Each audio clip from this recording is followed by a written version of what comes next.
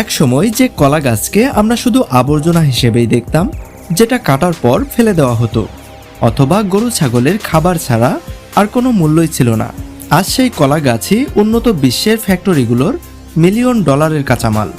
কিন্তু প্রশ্ন হলো, কিভাবে একটি ফেলে দেওয়া কলা গাছ পরিণত হয় এত মূল্যবান ফাইবারে?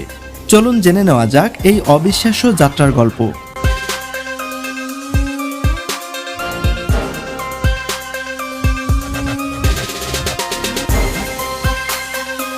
যাত্রা শুরু কলার বাগান থেকে।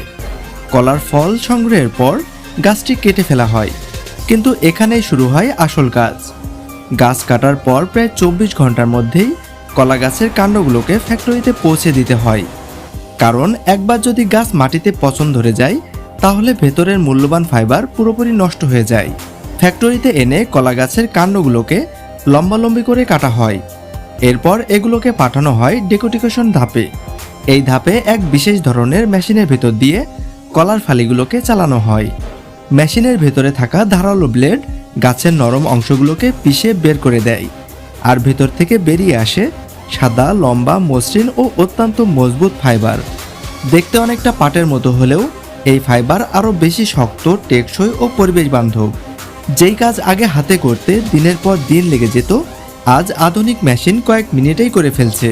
ফাইবার বের হওয়ার পর সেগুলোকে পরিষ্কার পানিতে ধোয়া হয়, কখনো সাধারণ পানি, আবার কখনো হালকা ক্ষারযুক্ত দ্রবণ ব্যবহার করে ফাইবার একদম ঝকঝকে পরিষ্কার করা হয়। এরপর এগুলোকে রোদে অথবা আধুনিক ড্রায়ার মেশিনে ভালোভাবে শুকিয়ে নেওয়া হয়। শুকানোর পর ফাইবারগুলো হয়ে ওঠে একদম সাদা ও উজ্জ্বল। এখন শুরু হয় গ্রেডিং, অর্থাৎ কোন ফাইবার দিয়ে সুতা বানানো হবে, কোনটা দিয়ে কাগজ বা দস্তার বেস তৈরি করা হবে তা আলাদা করা হয়। এরপর উচ্চমানের ফাইবারগুলো পাঠানো হয় স্পিনিং ইউনিটে। এখানে চরকার মতো মেশিনে এই ফাইবারগুলোকে পেঁচিয়ে পেঁচিয়ে শক্ত সুতা তৈরি করা হয়। এই সুতা দিয়েই তৈরি হয় দামি পোশাক, দীর্ঘস্থায়ী কার্পেট, শক্ত দড়ি, জুতা, ব্যাগ এবং বিভিন্ন ধরনের হ্যান্ডিক্রাফট পণ্য। বিশেষ করে কলার ফাইবারের কার্পেট অনেক বছর টেকসই হয় এবং পুরোপুরি ইকো ফ্রেন্ডলি হয়। আন্তর্জাতিক বাজারে এর চাহিদা দিন দিন বাড়ছেই। সবচেয়ে অবাক করা বিষয় হলো, আজকাল অনেক দেশে কলা গাছের ফাইবার দিয়েই তৈরি হচ্ছে স্যানিটারি প্যাড। এই প্যাডগুলো সাধারণ প্যাডের চেয়েও অনেক বেশি আরামদায়ক, অনেক বেশি পানি শোষণ করতে পারে এবং সম্পূর্ণ প্রাকৃতিক ও পরিবেশ বান্ধব। আর এই কারণেই বিশ্বজুড়ে কলা গাছের তৈরি স্যানিটারি প্যাডের চাহিদা দ্রুত বেড়েই চলেছে। এত কিছুর পরও কলা গাছের কিছুই নষ্ট হয় না। ফাইবার বের করার পর বাকি অংশ দিয়ে তৈরি হয় উচ্চমানের জৈব সার এবং লিকুইড ফার্টিলাইজার, অর্থাৎ কলা গাছের একটি অংশও অপচয় হয় না।